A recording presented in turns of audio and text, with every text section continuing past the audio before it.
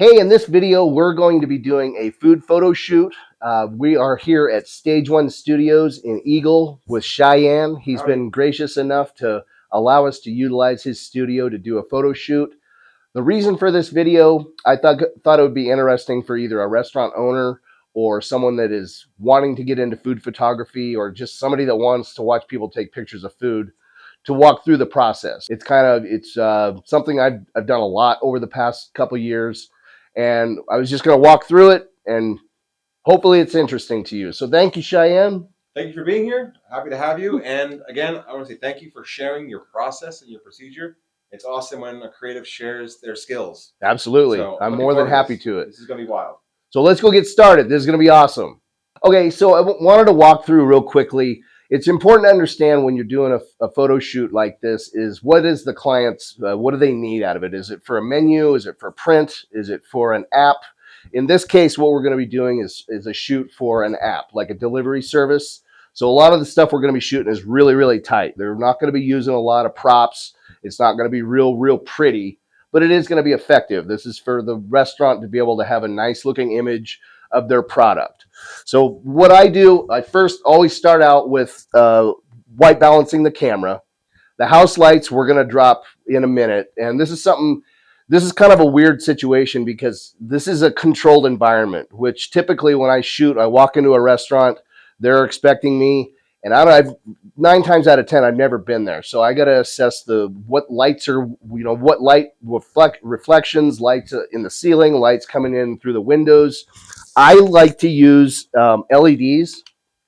A lot of restaurant or food photographers utilize the light coming in from the window, which works great. Personally, I don't like to do that because I can't control it. You got to take into consideration clouds. You got to take into consideration the time of the day, if it's reflecting off buildings or cars or things that are coming through the window. I just like to do it this way, and I'll explain how that works here in a minute. But white balance, some of the tools that we're going to be using, I brought my own plating because we're going to be having the food dropped off. We're in a controlled environment. 9 times out of, or well, not, but most of the time when you're in a restaurant situation, they're going to have the plating already there, obviously. However, you got to be able to flex. So sometimes I bring plating with me, and in the event like you're shooting in a food truck or some kind of a food cart, there's lots of different environments that you need to be resourceful and be able to provide the shoot at that time, because rescheduling is a nightmare. So plating, 99. Pick up stuff at the dollar store. You can find some pretty nice looking stuff. I like to stay with white as much as I can, or as dark a color as I can. And then for plating tools, your traditional kitchen stuff, tongs, spatula, fork, spoon, things that you might need, but you might not. So, and sometimes you do need tablecloths. So I always have a tablecloth with me, like a black that I can put down if I need to, white if I need to. And then I like to use these clips to be able to to clip them to a table if I need to get all the wrinkles out of the tablecloth if need be. And my secret weapon is $2 foam core from either the dollar store or Walmart, either white or black. Sometimes you want to take away shadows. Sometimes you want to add shadows. So, like I said, secret weapon, extremely cheap, extremely effective. So let's get started. Okay, so food got here. We're not going to show the plating in this one just because it's an ice cream and it's time sensitive. So we're just going to jump right in. So what we'll do is we decided to leave the house lights on to show more of a realistic process if you're in an environment like this. So what I like to do, so I have an LED, and we can go ahead and take a look at the product. This is an ice cream we're going to be working with.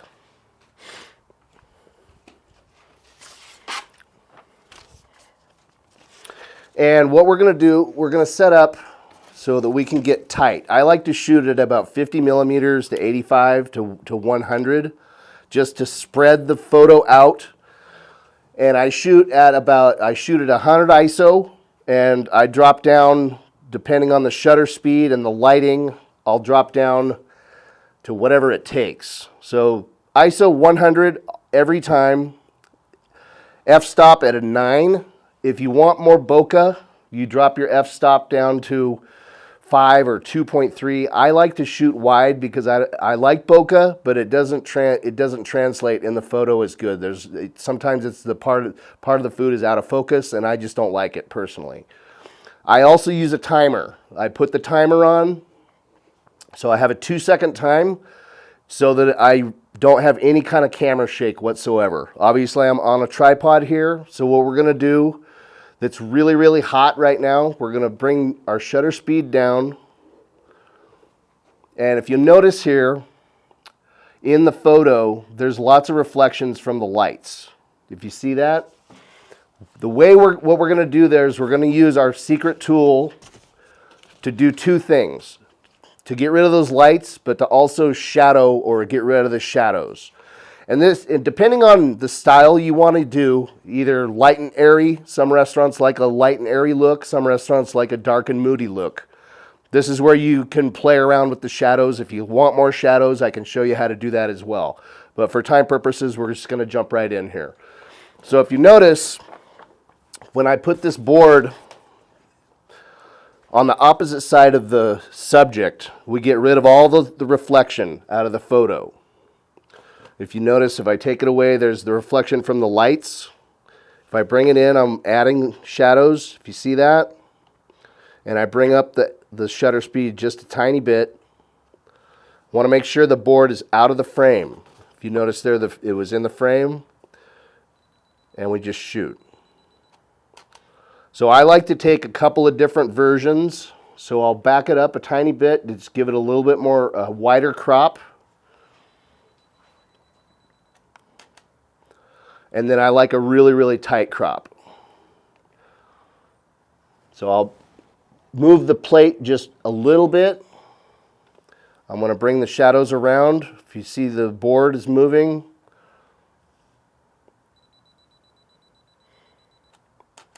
And then I do a final one for a vertical crop. So if I'm shooting for like Instagram or shooting for a reel, I want another version that I can easily turn into a vertical crop.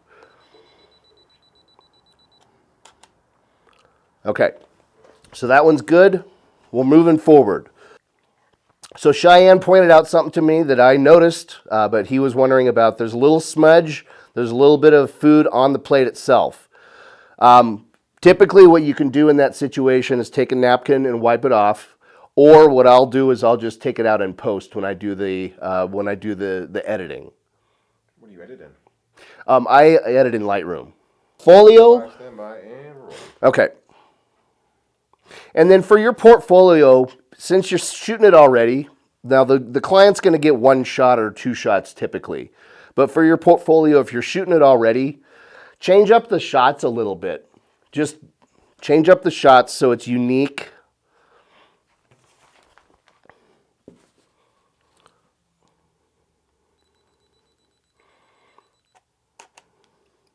And then if you want that traditional overhead shot, what I do is put the tripod right up against the table here.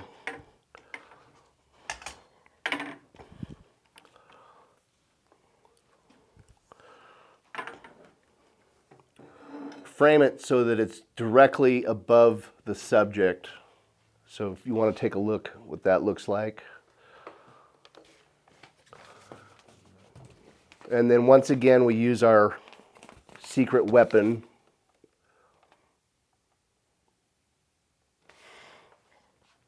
To flatten it out and get rid of the overhead lights. Where's that coming from? Right there. Okay, so we got a little shadow on the side. I can take that out in post, or I can bring it up if I'm shooting more of a dark and moody. Okay, so this example, I'm glad they actually did this. This is something that I will determine if it's transferable to another plate or not. I can see they've made that look really pretty, and if I transfer it to trying to do a photo, I'm gonna mess it up. So I'd prefer and just shoot it in the item that the client or the customer is going to get in a delivery situation. So I'm just going to leave it like that. I did take the tortillas out to put them on a plate next to it to represent what they'll get. So I'm going to do this 2 different ways.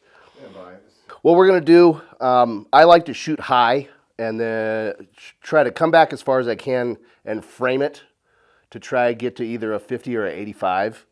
So if you can see that, that's going to be acceptable. It's not ideal, but it is acceptable. So what we'll do is, I like to shoot the light from the right-hand side, and this will differ depending on obviously the light coming in the room. But there again, I'm going to use our bounce board to hide the lights from above. We got a lot of blue coming in there, so there we are.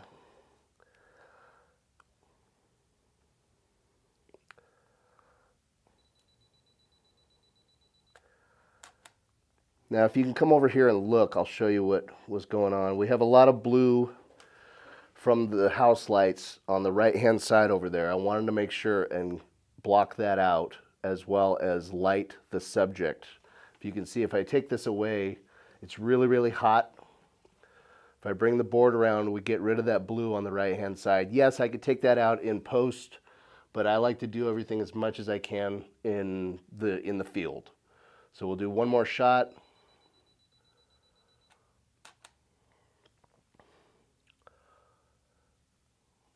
And we're going to back out just a tiny bit, get rid of that blue again. Sometimes you got to turn the board sideways as well. Right there. Okay, and then we're going to do a really tight one. Right about there.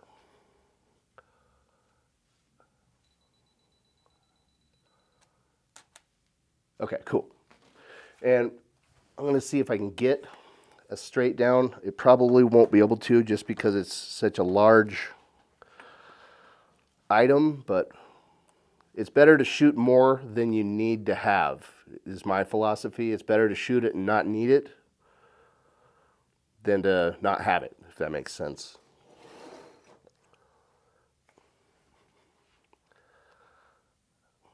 So that.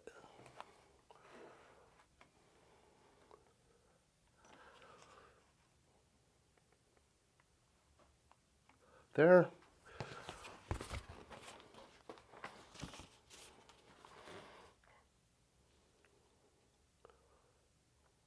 Bring up the light just a tiny bit. And there we are. All right, moving on to the next. All right, so this is in a delivery container, obviously, so we're going to try and replate this the best we can. So that's what the spatula is for.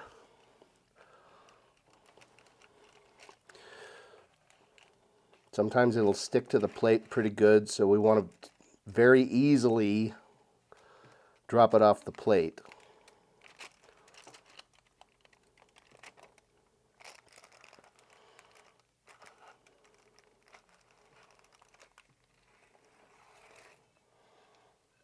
Okay, there. And try to keep the rice and the beans as exactly as it is in the container that's delivered in. And there again, this is not very common where you're replating everything. Typically the chef will be the one delivering the food. And it's a really good idea to meet the chef beforehand and make sure that they're comfortable and they know what the process is and how everything is going to work. Walk them through it, make sure they're good to go. And I'm just going to wipe some of this excess rice off of there. We just want to get a little bit of the beans to represent what is in the order.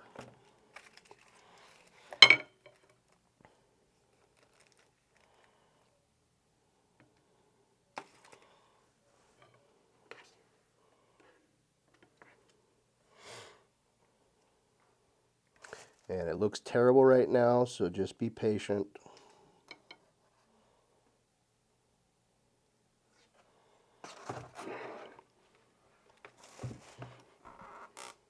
microwave it or get it piping hot so it's steaming? What do you usually do? If it's fajitas or something that needs to be steaming, I'll do that, but it doesn't happen very often. And what I want to do is just get rid of this right here and this on the side right here,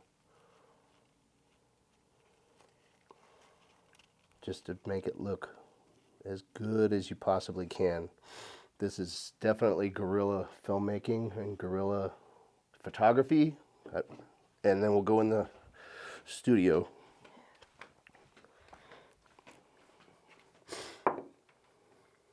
Okay, so we're going to start with our overhead shot just because that's where the camera's set up already. And if you want to come over and look, you can see what frame we got here, like that. Yep. I'm going to frame it just tiny. I am very OCD about composition. So I like to frame it directly in the middle of the shot.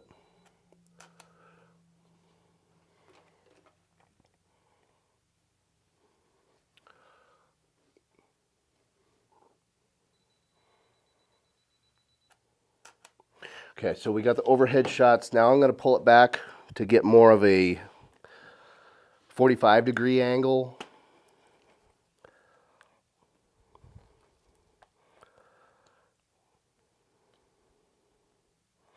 And we are shooting at 50, right around 50 millimeters on this shot.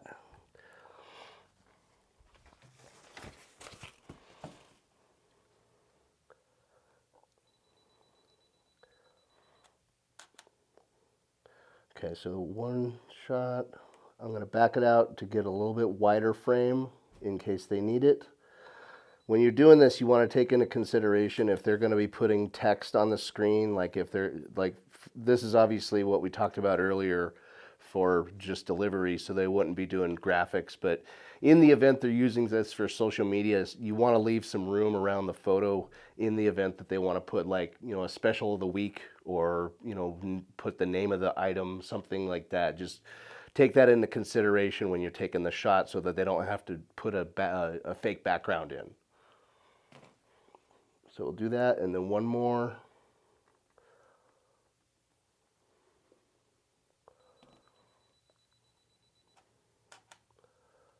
And then really tight. So that one I'd be at an 85. All right, cool. So we'll go on to the next one. Cool. Okay. So for the next one, this is something, I'm happy they did this actually, so we can show you how this happens. For whatever reason, they didn't label these very well, but I got a list of what we ordered. One of them is 2 enchiladas and 1 taco.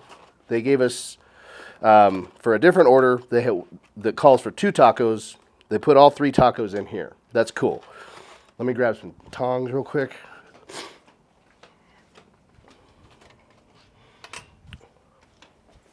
So what we're going to do, the enchiladas are easy. We're just going to transfer those real quick. Just run your spatula around the perimeter of the items, so try to get it so it doesn't stick to the container.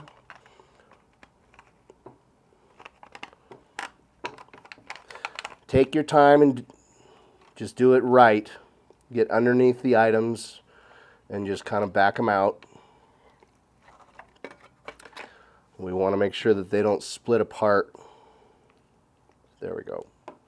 Okay, and then what we'll do is we want one of these tacos to be representative of what they would get with the items.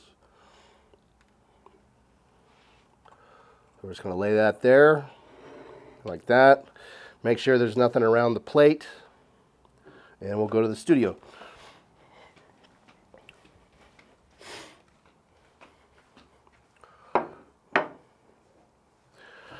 Okay, so for this item, hamburgers and certain items, you want to make sure that you're showing the ingredients inside. shooting it, we're going to shoot it from above just to have it, but we want to make sure that this is sticking out. We want to make sure everything that makes the food like really good is very, very visible. So we're going to start at a 45 because that's where the camera was left off. Sometimes I like to spin the plate so that it's not square to the shot. It just looks better to me. But there again, we're going to shoot a couple of different versions. So if you see, we're going to try and get rid of those reflections in the background. This is our medium shot. So if you see, we get rid of the reflections. We got more shadow. We're going to bring up the shutter speed so that we get more light in there. That's a little hot.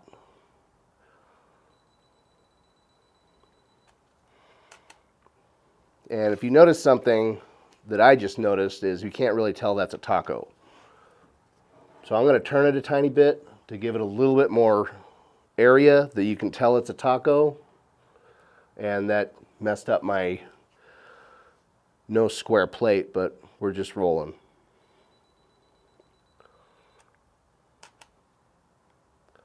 Okay, and we're going to do a little tighter, a lot tighter. We're going to go really tight.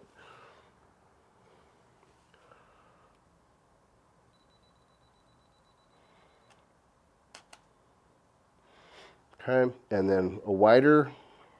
So we're at an 85 now. We're going to back it off to about a 50.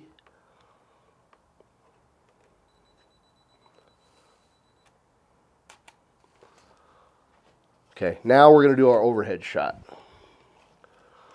So once again, we bring the camera up. And I wanted to point something out. If you don't have this kind of equipment, if you're doing this with just an iPhone, that's perfectly acceptable as well. iPhones take great photos. This is just the gear that I use. Okay, so come around behind me. And if you see, we got the reflection there. Sometimes, if that's your style, the reflection, that's cool as well. This is just the way. I don't like the reflections personally. I think they take away from the photo. So I like to get rid of them with the bounce board. And right about there. You find it was easier to see, but it's a little dark or bright. That's okay. I can fix that. So that's our overhead shot 1.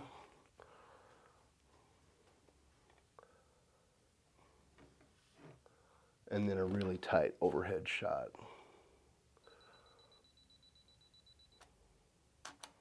Cool. All right, we'll go on to the next. So we'll walk through a couple more of these shoots. We're not going to walk through plating everything because we need to get going on this. But hopefully that was helpful, and just take your time. Make sure it's presentable the best you can.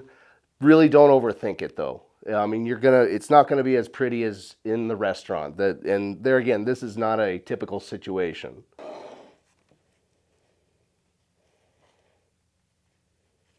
There, and we can put that down there, there.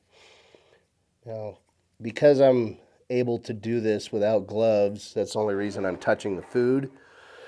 In the event that you're in the restaurant, you would want to have one of the servers or the chef to do what I just did, was just kind of move stuff around, unless they plan on throwing the stuff away. Just make sure what the plan is for the food afterwards.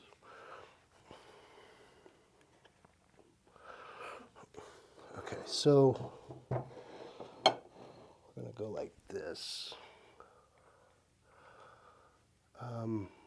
It's going to be a little difficult to get an overhead shot of this just because it's spread out so much on 2 different plates. But we're going to do it anyways just to have. So if you notice, we got tons of lights flickering everywhere. So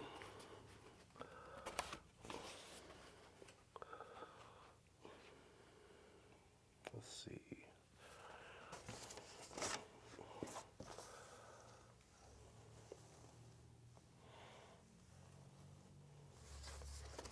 Primarily over there. So if we go like this, This would be a vertical shot. It's probably ain't gonna work. Okay. Nope, sometimes it just doesn't work. We got way too many reflections and things like that. So what we're gonna do then is we're gonna bring the camera back and go more of it a 45. And I wanna turn this, so we're gonna change up the composition just a tiny bit.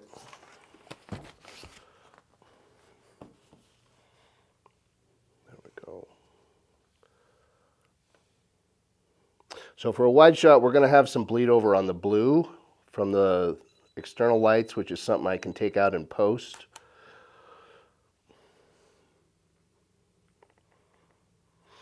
Wonder if we should just, okay. So if I'm tight, like at about 50, oh, pardon me, we can get rid of the blue right about there.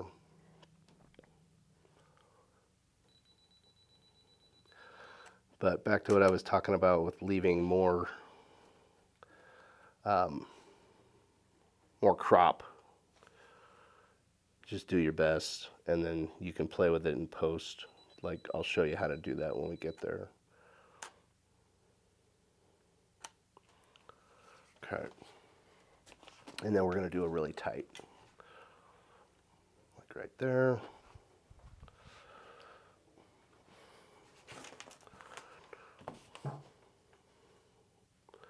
This video is going to be long. Cut it down, no tightness. Okay. Okay, so Cheyenne was kind enough to kill the blue overheads, which makes it look awesome. Just put a BB gun in your camera bag in the event that you have blue lights flying around.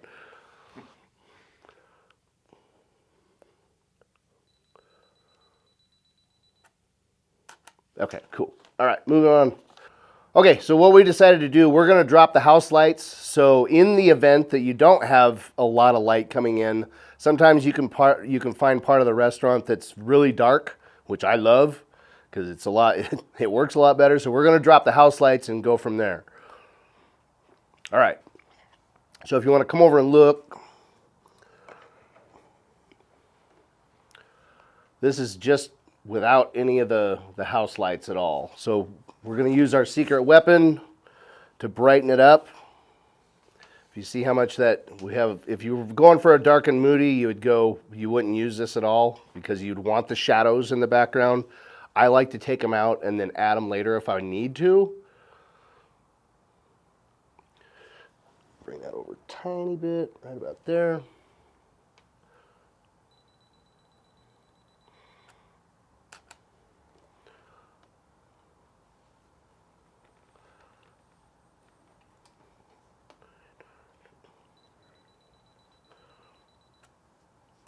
Okay, right there. That's a really tight shot. And then we're going to do one more really wide.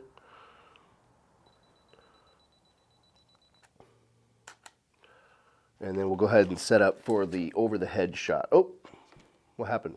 My light went out. Lost the light. Okay. So LEDs are battery powered. Always make sure you have fully charged batteries on hand. Obviously. There we go. Back in action. So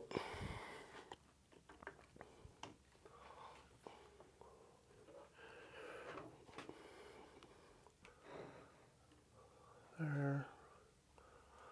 So that would be our dark and moody if we were going for a dark and moody look. Give me a second. Sure. It's so wide. Like that. It's painful. Stand by here. So if we were going for a dark and moody look, that's what we would do. We're going to get rid of that shadow. All we do is put the board right there. And it doesn't take it away 100% obviously, but it really cuts it down. So it's light and airy. Rolling. Okay, so we sped things up just because it gets kind of redundant watching that over and over again. So now we're at the part where you're doing a group shot, or typically this is a header of a website or a header of an app. So what we've got is obviously the dishes that we've been shooting. This is where you can sometimes get playing around with different props that you can add, like drinks. I've added the tortilla chips and the salsa just to kind of mix it up. As far as your composition, this is completely up to you or what the client is requesting. So chaotic or not. You know, if you want it straight lines, leave this up to your artistic ability. Obviously, like I said, depending on what the client wants. But what we've got here is a different tripod. This kind of thing is good for one thing, and it's this shot, pretty much. It is a good second tripod. It's a Neewer N284 C plus Go. So I've been happy with it for doing this specific shot and then being like a B-roll video camera holder. But basically, you want to be very careful when you're mounting your camera on this that you don't drop it. And if you want to come around behind me, I'll show you the shot that we're going for. So this is your traditional overlooking shot is what I call it. And something I wanted to point out, this is sometimes this is easier, or depending on if you're shooting off camera flash, sometimes this is easier to just stand stand on like a chair or something and get this shot, but this is just the way I do it.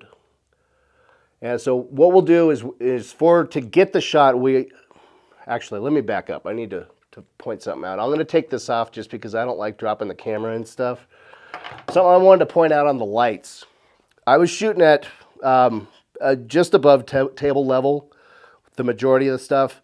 I wanted to point out, I forgot to mention that you are going to want to bring this up and down to change the lighting. You shouldn't leave it in one spot the whole time.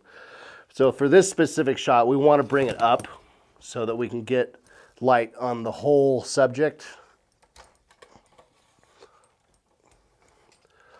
And then what we can do is I'm going to put the camera back on here, and then we can bring the house lights down. And I don't know if that's going to transfer to video, but we can take a look. Not very well, huh? So if we bring our shutter speed way up, that's going to be our shot.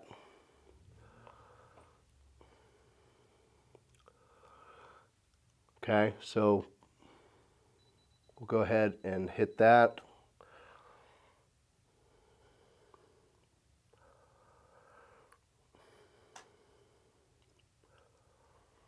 Wow, slow shutter.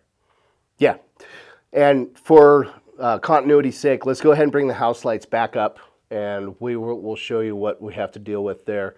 So I'm not seeing a lot of reflection, fortunately. I'm seeing a little reflection here that I might take out in post, but it looks pretty good to me with the house lights on as well.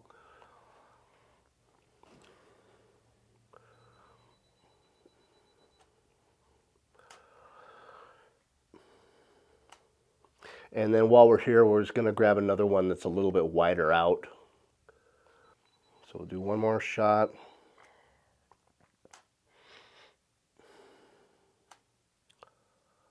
Okay. And what we'll do is, I like to get one more shot, but what I'm going to do is just take the camera and tilt it a tiny bit. So I'm telling you, this tripod's awesome. Not.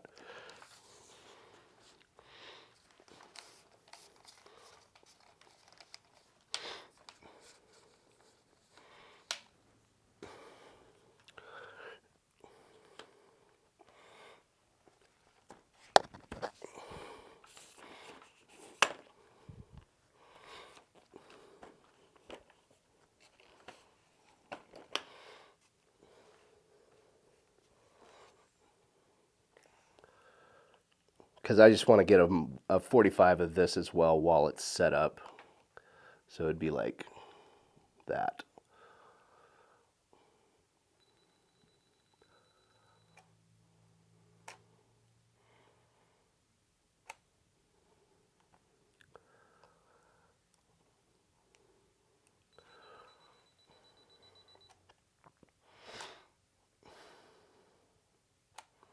Now, something I'll point out here, if you notice in the frame, we got a lot of room down here. So this is where I would pull something from somewhere else, like this, just to fill that in a little bit. Either move this forward or fill this in here.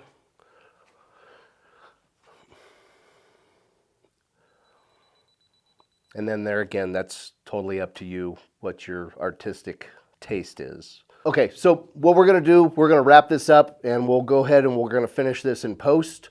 And hopefully this was helpful. Make sure and leave any kind of questions that you have down in the comments. Hey, thanks for taking the time to watch the video. I hope you enjoyed it as much as I enjoyed making it. Wanted to thank Cheyenne for allowing us to use his video. And if you need a lot of content to promote a business or to just get the word out, Cheyenne has a podcast studio that he is happy to help you out with. And if you want to tell us a little bit about that. Absolutely. I mean, we're in it now. It's a very versatile space. You can come in, sit down for an hour, talk about your business, and that can turn to a month of content for you if you want to. I also produce commercials, do some social media work, AI-powered commercials. There's a lot of stuff we can do down here. So if you have an idea and you want to flesh it out, explore doing something unique, I encourage you to come down to Stage 1 Studios and come visit and hang out and talk about it. So if you're a business owner, you should be using video if you're not already. If you are already and you need some help with that, both of us can help you with that if you need help. So thanks again for watching the video. If you liked it, make sure and subscribe. And most importantly, make sure and have a great day.